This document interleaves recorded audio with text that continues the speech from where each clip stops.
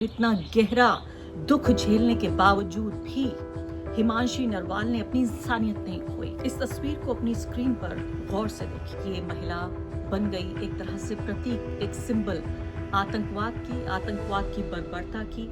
और जवाब जो उससे मांगा जा रहा था, जो उम्मीद की जा सकती थी आजकल के भारत में, क्योंकि हिमांशी नरवाल जिसको उसकी इंसानियत के लिए नवाजा जाना चाहिए था, जिसको इंसानियत की प्रतिमूर्ति के तौर पर त्याग की, परिपक्वता की और भारत नाम का विचार जिसके लिए खड़ा हुआ है, जिसके लिए वो सिंबल बननी चाहिए थी, आज उस महिला को जिस तरह से उसका कैरेक्टर असैसिनेशन हुआ, उसके पति का हत्या की गई और जो चरित्र की हत्या हो रही है, जो चरित्र का हनन हो रहा है, वो भाजपा समर्थित लोग कर रहे हैं, जिनको हम प्यार से कहते हैं आईटी सेल। जी हाँ, वही आईटी सेल, वो खून के प्यासे लोग जिन्होंने कभी जिंदगी में अपने किसी को बिना मतलब शायद पानी भी नहीं पिलाया होगा। वो पानी भी पिलाते हैं तो पूछ लेते हैं हिंदू हो या मुसलमान हो। पानी भी पिलाते हैं तो पूछ लेते हैं तुम्हारी जाति क्या है, निचली जाति के हो या उच्च जाति के हो। वो लोग जो मुहिम चलाए हुए हैं पिछले 10 साल से, और खासकर पिछले कुछ सालों में, जिसमें इलेक्ट्रिशियन घर आता है तो उसका मजहब पूछते हैं, उबर के ड्राइवर से उसका मजहब पूछते हैं, बढ़ई घर में काम कर रहा होता है तो मजहब पूछते हैं, रेलवे स्टेशन पे अगर कोई व्यक्ति 5 मिनट की नमाज पढ़ लेता है तो उसका वीडियोग्राफी करते हैं और उसको हिंसा उसके साथ इस्तेमाल करने की कोशिश करते हैं और ऐसे लोगों को कहते हैं कि वो लैंड जिहाद कर रहे हैं।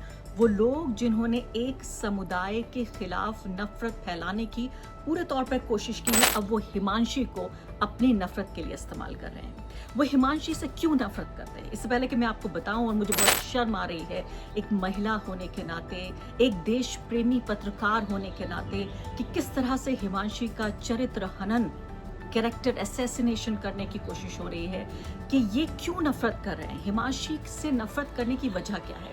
हिमांशी से नफरत करने की सिर्फ एक वजह है कि हिमांशी मुसलमानों से नफरत क्यों नहीं करती। I do not want any hatred towards anybody. This is what is happening. People going against Muslims or Kashmiris, we don't want this. We want peace and only peace. जो आखिरी संस्कार हैं, अंतिम संस्कार वो हो रहा है, उसके बाद लोग वहाँ पर मिलने आ रहे हैं, तो ये बताया जा रहा है कि हिमांशी मुस्कुरा रही हैं, यानी उनको अपने पति की मौत का कोई गम नहीं है, ये भी बताने की कोशिश हो रही है। नमस्कार, द वायर में आपका स्वागत है। मैं हूँ आरफा खानम शेरवानी।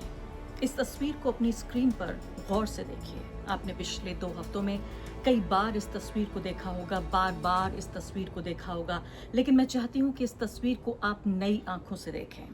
इस तस्वीर में आपको एक महिला नजर आ रही है, एक कम उम्र की महिला, 6 दिन की शादीशुदा, हाथ में चूड़ा पहने हुए।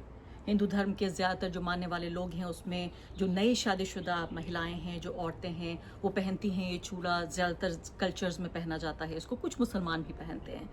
लेकिन यहाँ पर ये जो लड़की है, ये 6 दिन की जो नई दुल्हन थी, इस दुल्हन का पति हम देख रहे हैं बिल्कुल उसके बाजू में, वो उसका शरीर, बेजान शरीर पड़ा हुआ है। ये महिला बन गई एक तरह से प्रतीक, एक सिंबल आतंकवाद की बर्बरता की। और जवाब जो उससे मांगा जा रहा था, जो उम्मीद की जा सकती थी आजकल के भारत में, नरेंद्र मोदी ने जो भारत बनाया है पिछले 10 साल में, कि ये जो महिला है, उसके पति के जो हत्यारे हैं वो मुसलमान थे, और जिन 2 दर्जन लोगों की हत्या की आतंकवादियों ने पहलगाम में, वो हिंदू थे। जो पहले उम्मीद की जा रही थी, जिस तरह से एक राजनीतिक, एक सियासी हथियार बनाने की कोशिश की जा रही थी इस महिला को, वो ये था कि ये महिला नफरत करती तमाम कश्मीरियों से, और अगर कश्मीरी काफ़ी नहीं होते तो ये नफरत करती तमाम मुसलमानों से।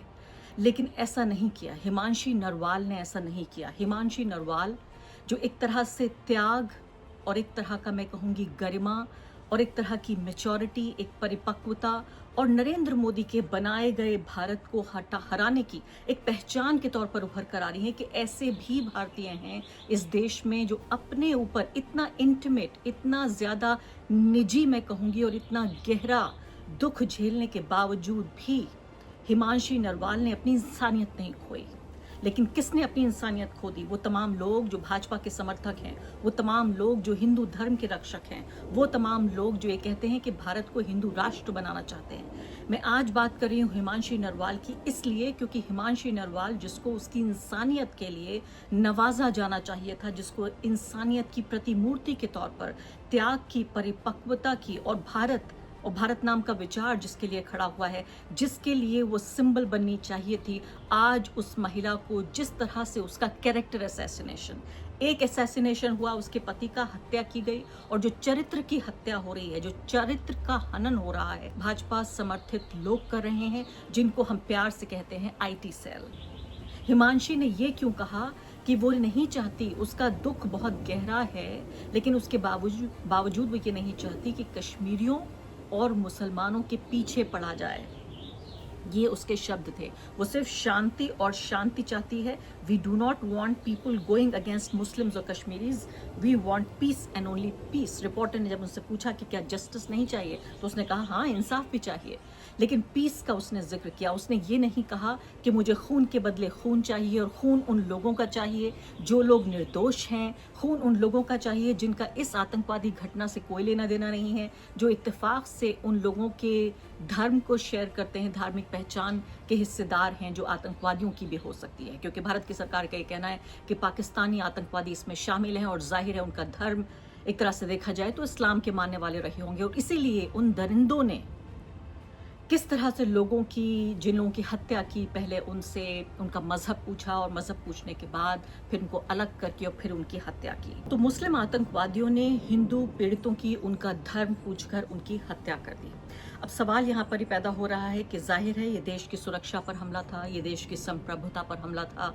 भारत की सरकार का पूरा कर्तव्य ये है कि वो नागरिकों को सुरक्षित महसूस कराए, लेकिन इससे पहले, इस हमले के बाद जो पहले सवाल पूछे जाने थे, इससे पहले कि इस हमले के बदले के तौर पर मांग की जाए कि आखिर ये हमला हुआ क्यों इस हमले को रोकने की जिम्मेदारी भारत की सरकार पे नहीं है, मोदी सरकार पे नहीं है। वो सवाल जो मोदी सरकार से पूछे जाने थे, जो सवाल देश के प्रधानमंत्री से पूछे जाने थे, वो सवाल जो देश के रक्षा मंत्री से पूछे जाने थे, वो सवाल पूछे जा रहे हैं नेहा राठौड़ से, वो सवाल पूछे जा रहे हैं डॉक्टर मेड्यूसा से, वो सवाल पूछे जा रहे हैं 4 PM न्यूज़ चैनल बंद करके, वो सवाल पूछे जा रहे हैं जो अपनी हिमांशी नरवाल से, उनसे सवाल, यानी कि तमाम तरह से लोगों का ध्यान भटकाकर इधर लगाने की कोशिश की जा रही है, ताकि हिमांशी जैसे लोग, डॉक्टर मेड्यूसा जैसे लोग, नेहा सिंह राठौड़ जैसे लोग, 4 PM न्यूज़ चैनल पत्रकार, इस तरह के लोग, इनके ऊपर लोगों का ध्यान जाए और सवाल पहुंच जाए उनके ऊपर। और ये इसलिए कोशिश हो रही है कि तमाम तरीके से इन लोगों को जिम्मेदार बनाया जाए, ताकि देश के प्रधानमंत्री, देश के रक्षा मंत्री और देश के गृह मंत्री, इनके ऊपर कोई सवाल ना आए। अब जिस तरह के सवाल फिलहाल हिमांशी से पूछे जा रहे हैं, आप ये देखिए, उनके ऊपर आरोप ये लग रहा है कि उनके बहुत सारे मुस्लिम दोस्त हैं और उनके सोशल मीडिया हैंडल्स को खंगाला जा रहा है। अब नहीं, क्या कहा था हिमांशी ने 2020 में, क्या कहा था उन्होंने 2018 में, क्या कहा था उन्होंने 2015 में, और किस तरह से, यानी इतनी मुझे शर्म आ रही है और अफसोस हो रहा है ये बताते हुए कि उनका चरित्र हनन करने की जो कोशिश है उसमें उनके कश्मीरी लोगों के साथ, कश्मीरी जो पुरुष हैं उनके साथ संबंध स्थापित करने की कोशिश हो रही है कि ये जो सिंपैथाइज कर रही हैं, उनके साथ हमदर्दी जाहिर कर रही हैं, वो इसलिए क्योंकि ये जाया करती थी कश्मीरियों के पास और कश्मीरियों के साथ इनके तमाम तरह के, मैं उन शब्दों का इस्तेमाल नहीं करना चाहती, कि उनके साथ संबंध रहे होंगे, इसलिए वो ऐसा करने की कोशिश हो रही हैं। इसके अलावा उनको बताया जा रहा है कि कैसे वो इस्लामिस्ट अपॉलोजिस्ट हैं, यानी कि मुसलमानों के बिहाफ पर माफ़ी मांग रही हैं, या उनके कुकर्मों को या उनके गुनाहों को छिपाने की कोशिश की जा रही है। किस तरह से वो पाकिस्तान को पसंद करती हैं, पाकिस्तान हितैषी हैं, वो ये बताने की भी कोशिश हो रही है। इस हद तक पहुंच गए हैं ये लोग, ये मैं कहूँगी खून के प्यासे लोग, कि ये तक कह रहे हैं कि इसकी जांच होनी चाहिए कि क्यों ये इस लड़की की शादी इनसे हो गई, जो लेफ्टिनेंट विनय नरवाल थे, इनसे शादी कैसे हो गई? क्या ये भी कोई साजिश का हिस्सा तो नहीं है?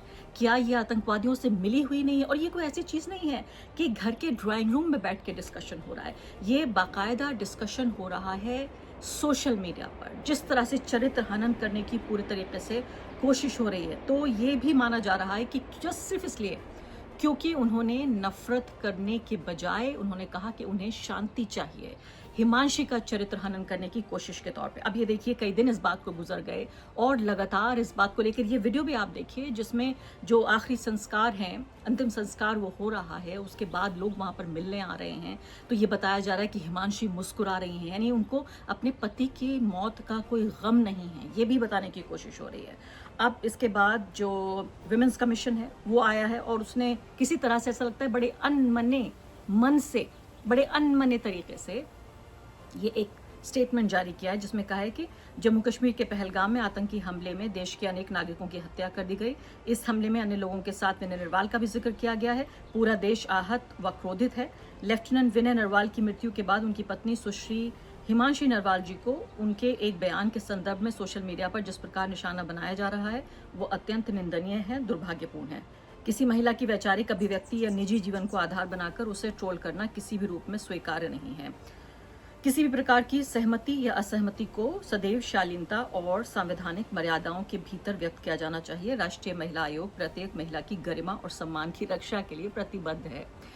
इसके बाद जब आप आएंगे जो अध्यक्ष है उनकी, उन अध्यक्षा महोदय का देखिए कि वो क्या कह रही हैं। उन्होंने भी इस बात की निंदा की है और निंदा करते करते वो आगे यहाँ कह रही हैं कि शायद उनकी प्रतिक्रिया आक्रोशित लोगों को ठीक नहीं लगी होगी, परंतु किसी भी प्रकार की सहमति या असहमति को सदैव शालीनता और संवैधानिक मर्यादाओं के भीतर व्यक्त किया जाना चाहिए। यानी सीधे तौर पे वो ये कह रही हैं कि आप ये सोचिए कि आक्रोशित वो लोग ज्यादा हैं जिनका इस पूरे फसाद से कोई लेना देना नहीं है, जिन्होंने अपने परिवार का कोई सदस्य नहीं खोया है, वो उस महिला से ज्यादा आक्रोशित हैं जिस महिला ने 6 दिन पहले जिसकी शादी हुई थी, जिसके पति की उसकी आंखों के सामने हत्या कर दी गई, उस महिला से ज्यादा ये 2 टके के जो लोग हैं, ये जो नफरती चिंटू हैं, ये जो हिंसक लोग हैं जो भारत को सिर्फ और सिर्फ एक ही जबान जानते हैं, हिंसा की जबान, उन लोगों को ज्यादा गुस्सा आ रहा है, उन लोगों को ज्यादा आक्रोश है। और इसीलिए वो कह रही हैं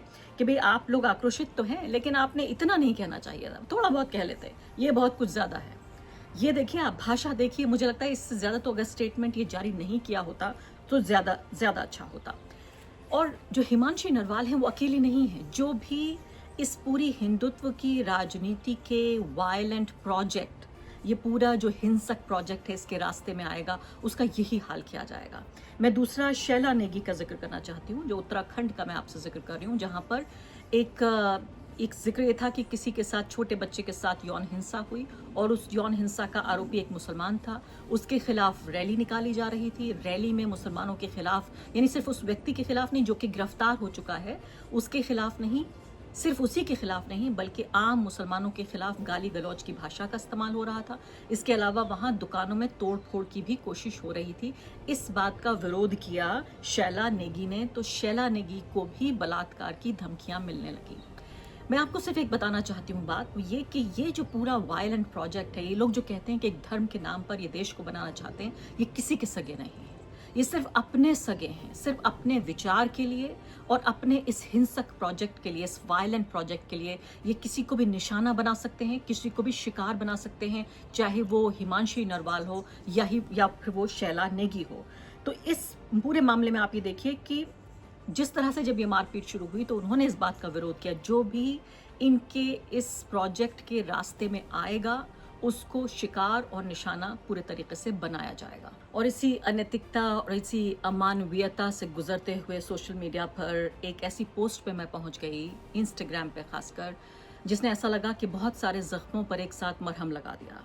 ये पोस्ट थी ब्रिगेडियर दीप भगत के बेटे ने इसे पोस्ट किया था। दीप भगत उनका बेटा बता रहा है कि भारतीय सेना के वो अफसर रहे हैं, उनको वीरता सम्मान मिला है पाकिस्तानी आतंकवादी को मारने के लिए।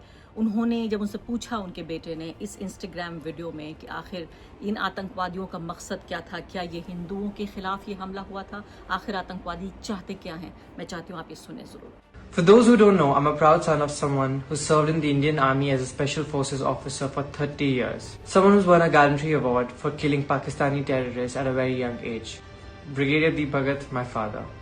When you fought the terrorists, what gave you the courage to get through that? मेरी अपने देश से मोहब्बत, my faith in Hanuman ji.